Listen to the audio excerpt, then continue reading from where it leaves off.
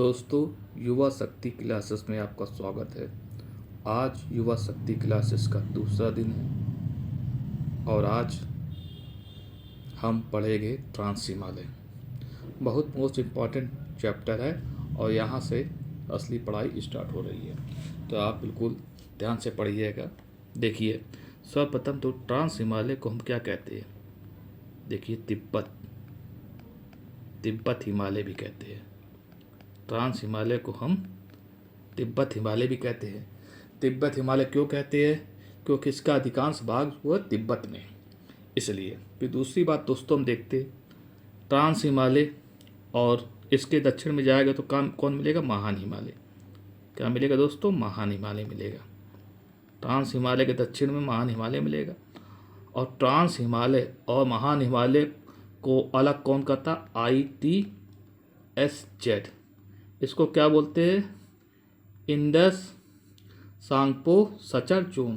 क्या बोलते हैं? Indus Tsangpo suture zone. ये भी मोस्ट इम्पॉर्टेंट है, पूछा जाता है क्वेश्चन कि ट्रांस हिमालय को महान हिमालय से कौन अलग करता है? ITSZ। अब जान लीजिए कि हिमालय की सबसे उत्तरी श्रेणी को ट्रांस हिमालय कहा जाता है। ठीक है, अब अगले पॉइंट चलते हैं जो मोस्ट इम्पॉर्टेंट एग्जाम की दृष्टि से। पर्वत श्रृंखलाएं दोस्तों, पर्वत श्रृंखला मोस्ट इम्पॉर्टेंट है। काराकोरम आएगी, फिर लद्दाख, फिर जास्कर, फिर कैलाश। हम उत्तर से दक्षिण क्रम देखेंगे। उत्तर से दक्षिण क्रम। तो दोस्तों, पहले कौन आती है उत्तर से? काराकोरम। पहले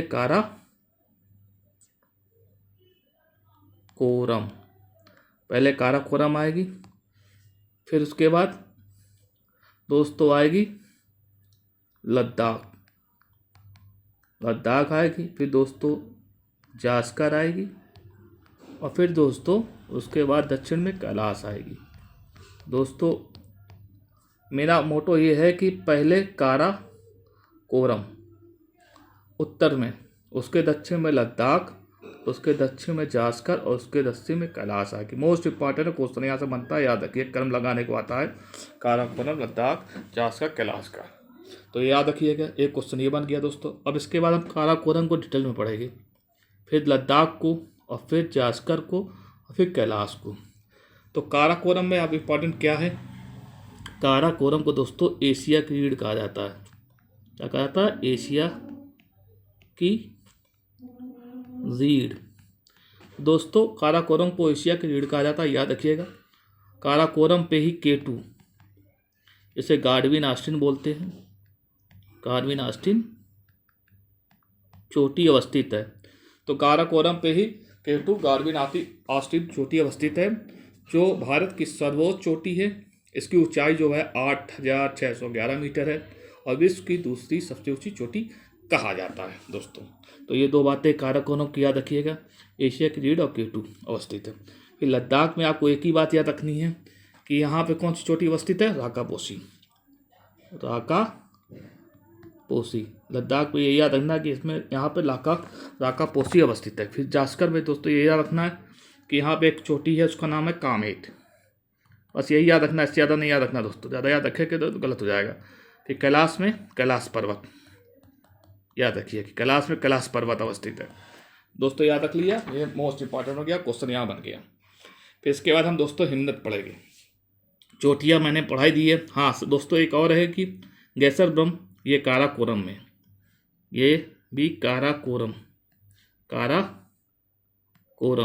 की चोटी है। गैसरब्रम कहाँ की चोटी? काराकोरम की है, याद रखिएगा। अब हिमनद दोस्तों पढ़ते हिमनद में सियाचिन तो भारत का सबसे बड़ा हिमनद है, याद रखिएगा। ट्रांस हिमालय पढ़ रहे, याद रखिएगा। ट्रांस हिमालय में सियाचिन भारत का सबसे बड़ा हिमनद है, याद रखिएगा। फिर बाल्टारो आता है, ये भी ट्रांस हिमालय में। हिस्पर भी ट्रांस हिमालय में, पियाफो भी ट्रांस हिमालय में। तो याद रखिए कि चार जो हिमनद है वो ट्रांस हिमालय में। और जानते हैं कि जलीय स्रोत होते हैं हिमनद, और नदियों के भी स्रोत होते हैं। आप जानते ही, आगे जाके पढ़ेंगे। ठीक है, अभी बात नहीं करते। अब दर्रे की बात करते हैं। दर्रे प्रमुख यहाँ कौन कौन से यहाँ पे दोस्तों? हाँ, दर्रे में एक तो काराकोरम दर्रा, फिर खारदुंगला, दो इम्पॉर्टेंट है, याद रखिएगा। काराकोरम दर्रा जो है ये भारत चीन व्यापार मार्ग रहा है। व्यापार मार्ग मतलब कि भारत और चीन के बीच प्राचीन व्यापारिक मार्ग काराकोरम दर्रा से होता था। और दूसरा खारदुंगला याद रखिएगा, इंपॉर्टेंट है, मैं बताता हूँ आपको। खारदुंगला ये लेह को नुब्रा घाटी से जोड़ता है। किसको? लेह को नुब्रा घाटी से जोड़ता है। तो याद रखिएगा दोस्तों कि तो खारदुंगला दर्रा लेह को नुब्रा घाटी से जोड़ता है। इतना आपको याद रखना मोस्ट इम्पॉर्टेंट है। एक चीज़ और, एक क्वेश्चन और आता है दोस्तों कि ट्रांस हिमालय भूवैज्ञानिक दृष्टि से सबसे पुराना हिमालय क्षेत्र है। तो ये ट्रांस हिमालय क्या? भूवैज्ञानिक दृष्टि से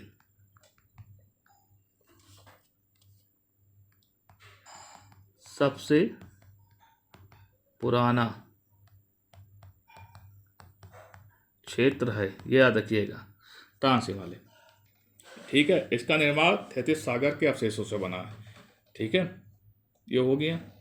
अब नेक्स्ट चीज़ इसमें क्या इंपॉर्टेंट आती है दोस्तों, अब आती है कि नदियाँ इस क्षेत्र में वाकई में कौन सी नदियाँ ट्रांस हिमालय में। तो ट्रांस हिमालय क्षेत्र में नदियों की बात हम सब करेंगे। तो यहाँ पे जो अधिकांश नदियाँ कैसी है? पूर्ववर्ती, याद रखिएगा, पूर्ववर्ती नदियाँ निकलती है। कैसी नदियाँ? पूर्ववर्ती, मतलब जो हिमालय के उत्थान से पहले से बह रही है। पूर्ववर्ती नदियाँ किसे कहते हैं? जो हिमालय के उत्थान से पहले से बह रही है उन्हें पूर्ववर्ती नदियाँ कहते हैं।